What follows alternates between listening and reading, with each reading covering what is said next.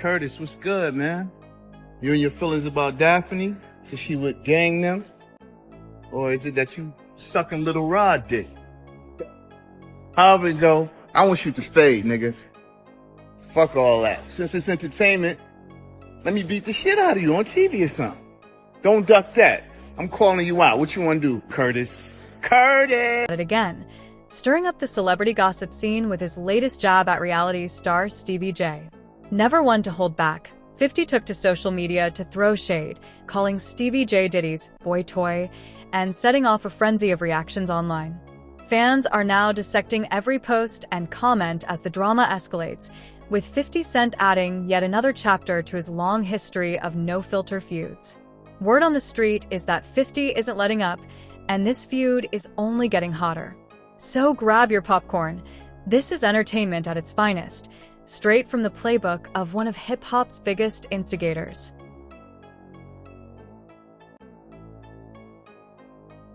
Do you think Diddy can come back from this? Because a lot of people saying it's over for him.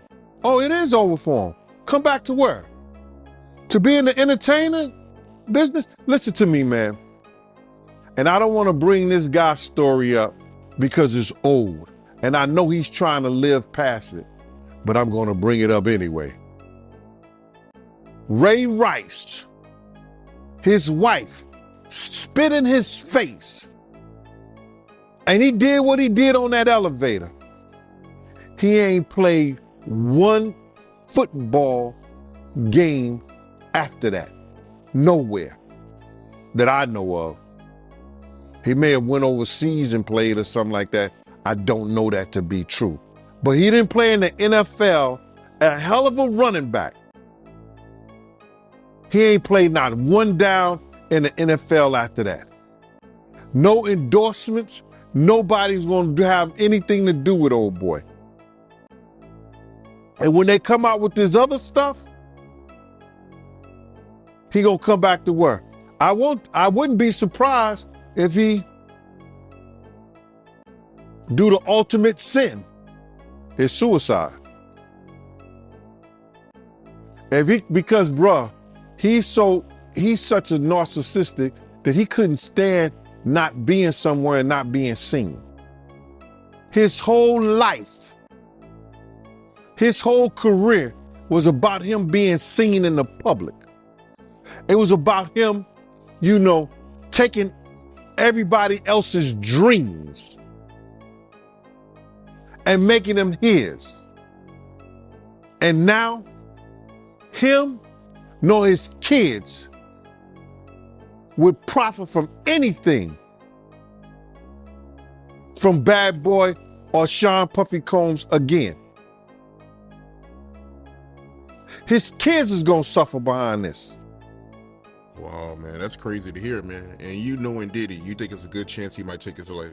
He was talking about taking his life at the City College thing. Yo, Ferg, ASAP Ferg's father, say, yo, man, we gotta watch him, man. This nigga talking about killing himself. I say, so let him. If you're that weak, I said, let him. And he said, Eugene, why you say that? I said, man, listen to me, man. He ain't no good to nobody if he talking about hurting himself. His life don't belong to him. His life belong to God. What he should be trying to do right now is work his way towards God now, for real, and not that devil he been worshiping. That those people got him believing, you understand, that's the true God. Because everything from what I know, since I've been around him, everything that's going forward has been that of the devil. The drugs, the alcohol, the partying, everything has been of the devil. Before diving into the drama, let's take a step back and break down how it all started. 50 Cent has never been one to stay quiet. He's built a reputation for calling people out and keeping feuds alive. With an ever-growing list of targets, it looks like Stevie J is the latest name added to the mix. Now, Stevie J and Diddy? Their history runs deep. The two have worked together on multiple projects, and rumors about their close bond have swirled for years. Naturally, 50 Cent zeroed in on this connection, using it as fuel for his latest headline-grabbing moment. The streets are buzzing with speculation that Stevie J and Diddy's relationship might go beyond business, and 50 Cent wasted no time in amplifying the whispers. He's been throwing subtle shade for a while, but things just took a sharp turn when he outright accused Stevie J of being Diddy's boy toy. And as expected, the internet is eating it up. With tensions already simmering between 50 and Stevie J, this latest jab has only turned up the heat. Fans are now left wondering, will there be clapbacks, reconciliations, or will this feud explode into something even bigger? One thing's for sure, 50 Cent knows how to keep everyone talking, and this celebrity showdown is just getting started. Yeah, we're gonna see, man. We're gonna see what they got. But speaking of the raid, right? Did you see that viral video of Diddy he was seen in Miami with Stevie J after the raid? You seen that video? Yeah, I seen it. What you think about that? Well, I go way back when Stevie J first came to Bad Boy, after they left Uptown Records and everything like that. And Stevie J and Puff fell out real bad over, it could have been producer credits and the whole 9 yards. But Stevie J didn't F with him until Love and Hip Hop. When Stevie J went to Love and Hip Hop and he became famous from that, Puff called him over there and they had a meeting. And I guess they rekindled their friendship. Because I used to bodyguard Stevie J. And, go to different clubs. I got pictures and everything. Stevie J didn't mess with Puff, until after that Love and Hip Hop thing went down, So now they back cool. What got me about the stuff like that them being back cool, that Stevie J went on TMZ and was speaking up on behalf of Diddy. Now, if anybody I want speaking up behalf of me, or I had anybody speaking up on my behalf, it wouldn't be Stevie J. You understand? I don't think that an individual of his caliber is capable or can be trusted in a way that I would like for him based on his actions on television and who he is as a person, what he has been shown as an individual, is a type of individual that I would have speaking on my behalf. Come on, we know he's a drug abuser. We know that he's been seen putting his hands on women in the wrong way. And I don't know, that shit is crumbling, man. You know what I'm saying? But you can always say this, man. And in the infamous words of one of the world's greatest comedians, Richard Pryor, cocaine is a hell of a drug. Why you say that cocaine is a hell of a drug? Because Lil Rob said that they be doing the liquid cocaine in the bottles, in the Ciroc bottles. We know Stevie J been in countless rehabs back and forth. We know, we've heard of Puff being in rehabs. What exactly did 50 Cent say, and how did Stevie J and Diddy react? Don't worry, I've got all the details, and this drama is about to hit another level. 50 Cent didn't just throw casual shade, he went all in. It started with a bold Instagram post where he directly called out Stevie J's relationship with Diddy. No filters, no sugarcoating, just classic 50. His post was packed with accusations and sharp remarks, the kind only he can deliver, instantly sending social media into a frenzy. Since then, the situation has only escalated. Fans are dissecting every word, watching for reactions, and the tension between these celebrities is hitting a boiling point. Will Stevie J fire back? Will Diddy respond? One thing's for sure, this feud is far from over, and things are about to get even messier. It's true. So, my man, when you get on those type of psychotropical, I think it's psychotropical drugs, man, And you start believing your own bullshit.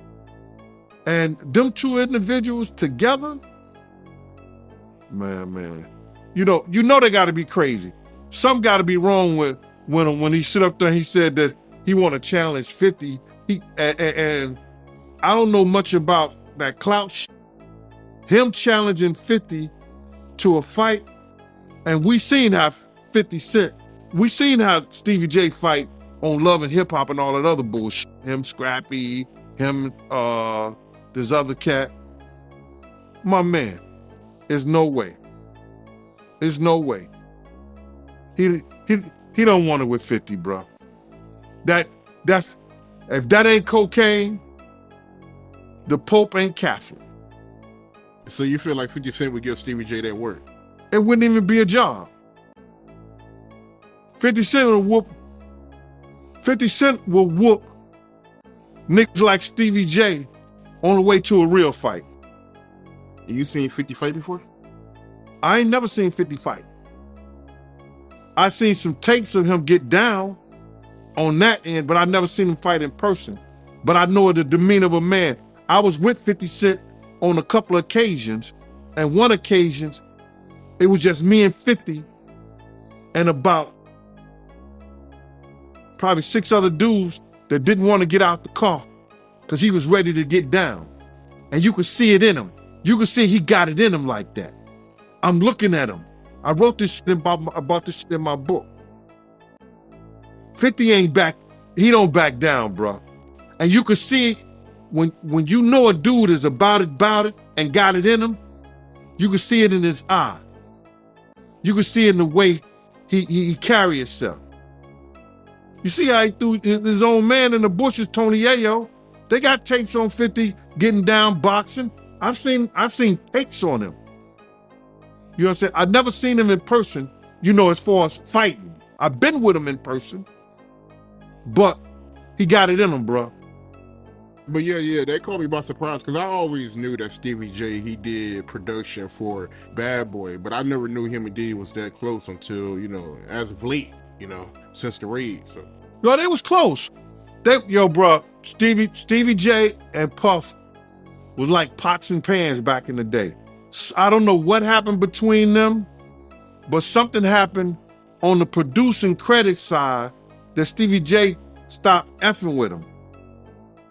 And, Stevie wasn't dealing with him at all.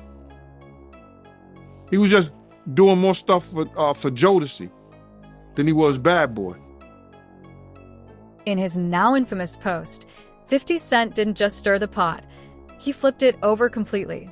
He boldly labeled Stevie J as Diddy's boy toy, reigniting long-standing rumors and fueling fresh speculation. But he didn't stop there. 50 went all in on Stevie's fashion sense, calling his style clownish and mocking him for lacking originality. This wasn't just casual shade, it was a full-on roast, dripping with sarcasm and packed with the kind of ruthless jabs 50 is known for. His tone was sharp, his words unapologetic, and his message crystal clear. Whatever respect he may have had for Stevie J is long gone. Fans have been glued to the drama, analyzing every word and waiting to see how Stevie J and Diddy will respond. So far, neither has fired back directly, but the tension is thick. And if this is just the beginning, we're in for a wild, messy ride, because when 50 Cent starts a feud, he makes sure everyone's watching. Stay tuned, because this saga is far from over. Well, it came out, because Cassie sued him. He settled 24 hours. Whoa! But now I heard she's cooperating with the feds.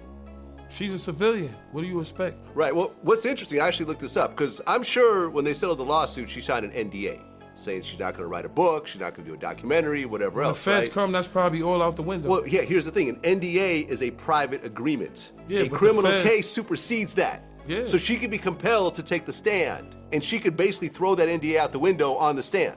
Of course, and she's a civilian, and it is what it is. And yo, let me tell you something. God got his ways of humbling people. Yeah. You could be right here, and the next day they all laughing at you. We're public property. That's what I learned. When I seen Fitz down there, we public property. You can say whatever you want to say. So it's public property. You walking on the eggshells, my nigga.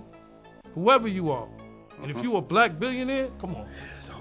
It's over. It's looking bad out here. As for niggas taking up for 50, like 50 been not fucking with Diddy for his reasons. Like niggas be saying little funny shit behind the scenes, and you know, G-Unit spies is everywhere. What G-Unit spy, that's what G-Unit spies is everywhere, bro. Okay, because I remember one of the funniest Drink Champs ever was when 50 was on there, and he said that he met up with Diddy, and Diddy offered to take him shopping. Yeah, you can't tell a nigga from New That's York. crazy. No, you can't tell a That's nigga from New York no shit like that. Yeah. Let's be real. He's like, what? He's like, I'm a bad bitch or something? I got you let me take me shopping? You gotta understand, Fifth been like that since the beginning of time. When he used to come to the block, he was the nigga like, oh shit, boo boo coming. Yeah. Like, oh man, this nigga, some shit is about to start. That's who he is. And as for niggas saying they want fades and all that, like, I don't know what niggas think. We've been talking about Stevie J. No, Stevie J but like wants to Stevie fight J, 50. I don't like to talk about these dudes, cause like Benzino and them, I don't look at it as real street shit. Yeah. Like when you beef, like I said, with a Entertainment, with man. like It's all a entertainment, man. with like a henchman or a fucking a world or any of these type Fat of niggas. Joe. Yeah, or Fat Joe, you know, he's sweet. Yeah. But like a Benzino, like years ago, we ran down on Benzino in Miami. We ran down on him like, yo, don't put us in the Source magazine. Because he was so obsessed with Eminem's success, and G-Unit was the shit at the time, and niggas was just, it always been a hate thing because we signed with Eminem. Why? It's the nigga that put me on. I don't give a fuck what color he is. That's just me. You understand what I'm saying? And like I said, nobody owed me nothing. I'm just the type of nigga that just be like, yo, you know what? I appreciate what niggas did. Niggas got me out the hood. Niggas got houses. We went to 103 places. We went on tour for 103 dates. The third, 50 has the 6 months, nigga. third biggest grossing tour in the world. Hip hop. Some speculated that this might signal the end of Stevie J and Diddy's long-standing friendship, while others saw it as just another rough patch in their close relationship. One thing was certain, though, this feud was far from over. The streets were buzzing, the tea was scorching, and everyone was bracing for what would happen next. The real question on everyone's mind was whether Stevie J and Diddy would confront 50 Cent directly or take a more calculated approach, letting their actions speak louder than words. Would they clap back publicly, or would they rise above the drama and keep things moving? Only time would reveal the fallout, but one thing was clear: this saga was just getting started. As the tension builds, some wonder if this could be the beginning of Stevie J's downfall or just another storm he'll weather. Whatever the outcome, this celebrity showdown has fans hooked, and there's no sign of it cooling off anytime soon. Ever. I actually looked this up. I have this in my notes. It's about to be the second. All the numbers ain't even in yet. I think it's the second most gross. No, right. I should actually be looked the at the second. numbers. You guys made $123 million on that tour. Number 2 was Drake. It was all Blur tour, $189 million. And number 1 was Jay-Z and Beyonce on the Run, $253 million. Okay. A lot of money, though. Yeah, 50 is a lot of money. 50 is Crazy.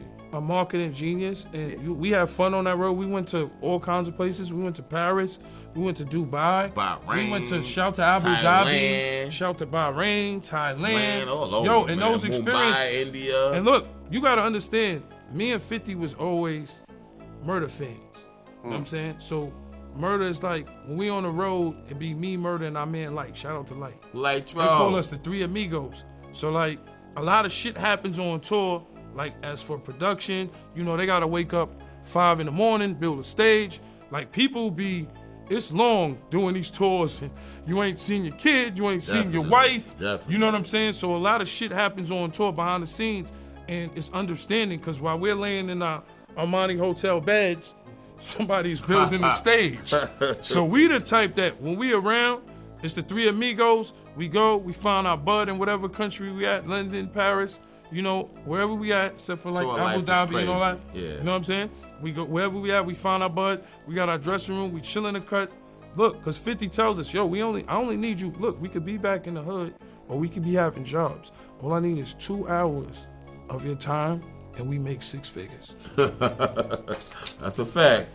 2 hours of your time. The streets are buzzing nonstop after 50 Cent's explosive call-out, and the anticipation is at an all-time high. All eyes are on Stevie J and Diddy as fans speculate on what this feud could mean for their long-standing relationship, especially given Diddy's deep roots in the hip-hop world. Some are even drawing comparisons to the infamous Tupac-Diddy drama, wondering if this fallout could take a similarly explosive turn.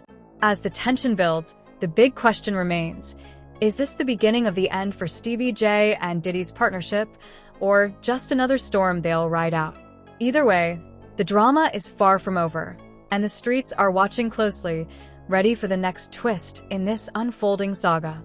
And he's been leading not only himself, our people, into some kind of damnation through his actions. Yeah, I'm just in disbelief, man. I mean, to see his downfall. I mean, he been on a long run, man. So, to see this is crazy, man. I mean, how long has he been famous? Nah, so you gotta realize, he didn't get his fame until after he made that, remember, you gotta remember this, Mighty. I said he made the atmosphere for Pac to die. He made the atmosphere for Big to die. He created the atmosphere, you understand, for Suge Knight to go to jail, because that's what came out of his mouth.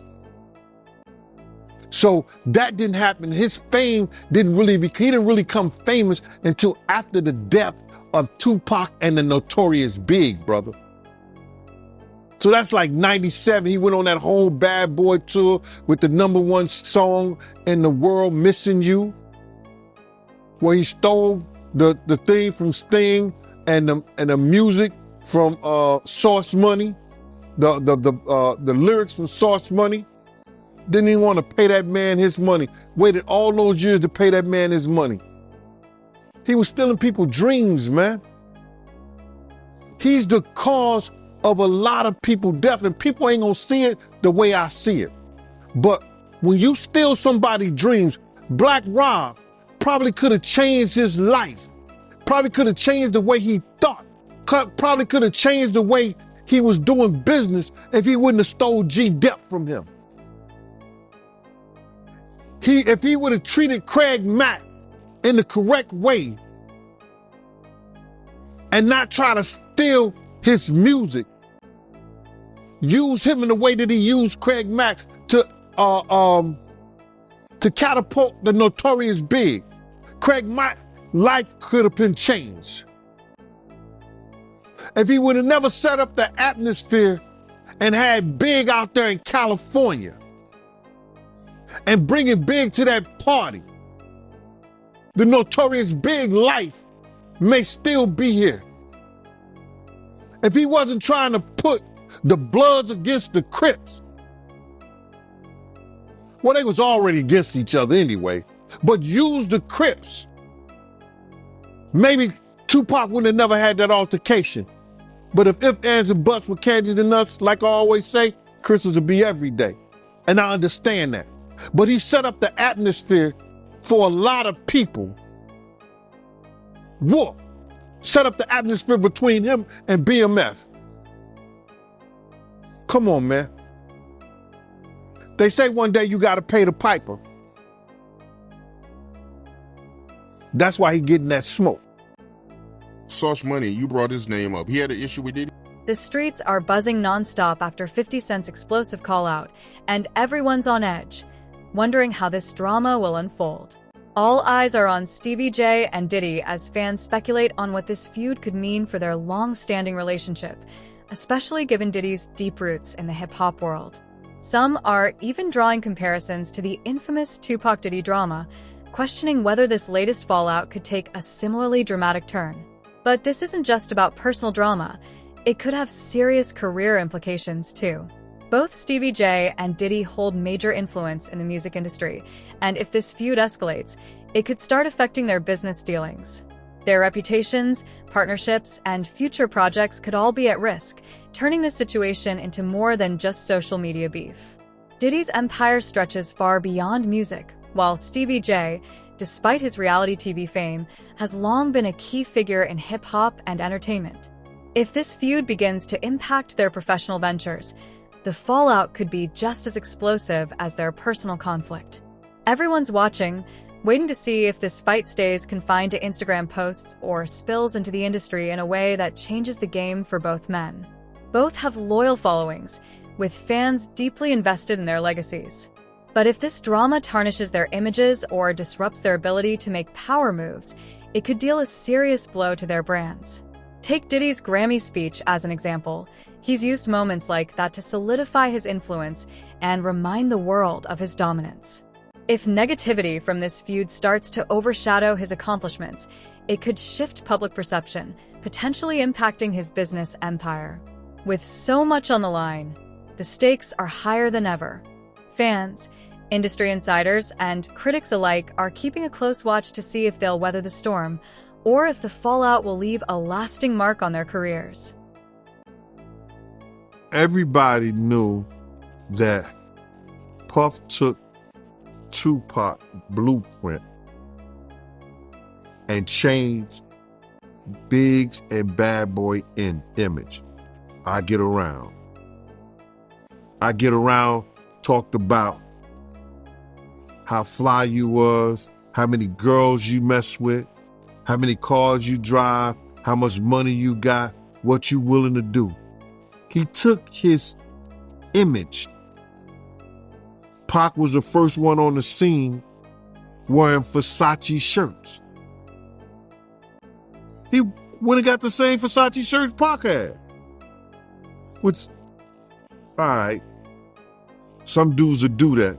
You would never catch me wearing something else, something that somebody else got. He was knocking down all the women that he thought Pac was knocking down. And what I mean is having sex with.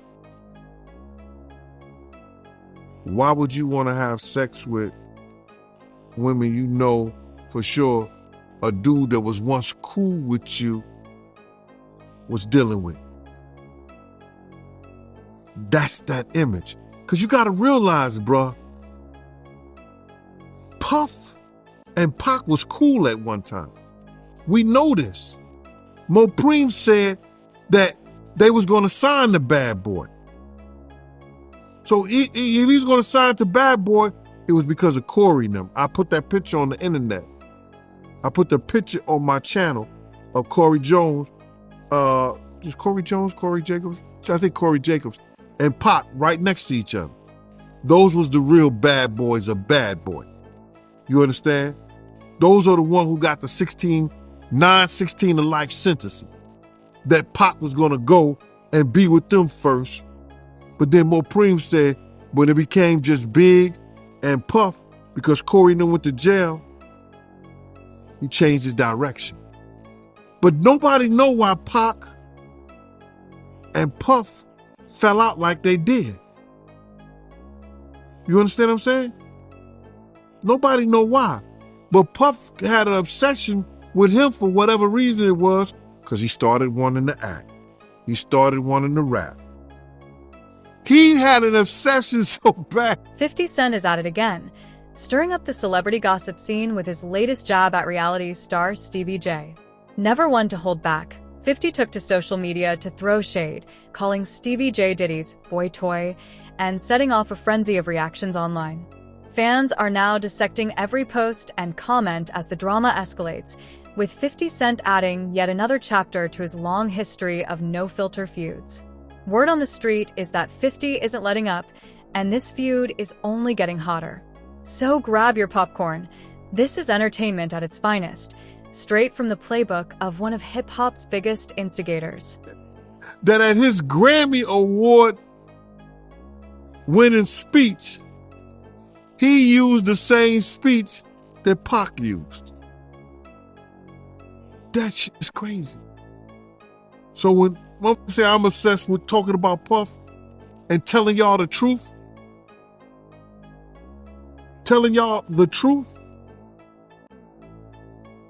who's obsessed with who? Pac had Sarah before Puff. Allegedly he had Sally before Puff. And Kim had an obsession or liked Pac so much she on the red carpet with Tupac's shirt on.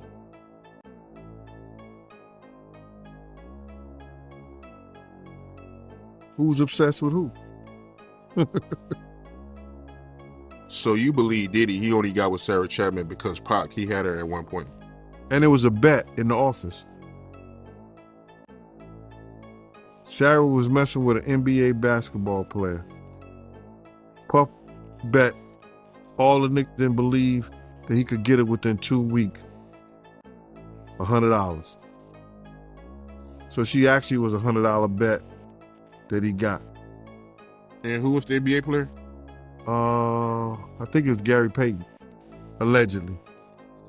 That's what he said. Somebody said, she messed with Gary Payton? I bet you I get it. I bet you I have it within 2 weeks.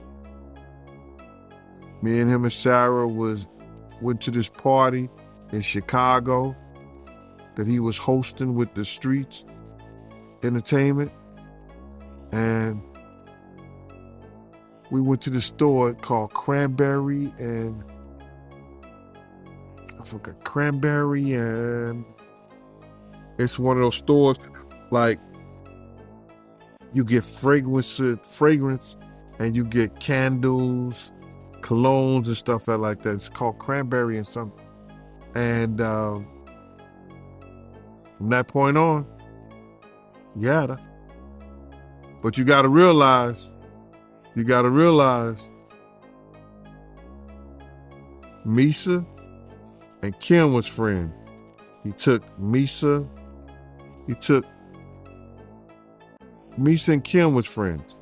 He started dealing with Kim over Misa. Kim and Sarah was friends. I mean, hand to hand, pots and pans.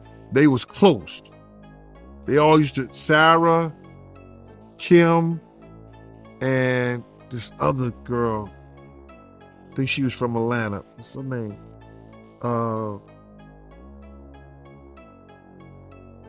It missed me right now.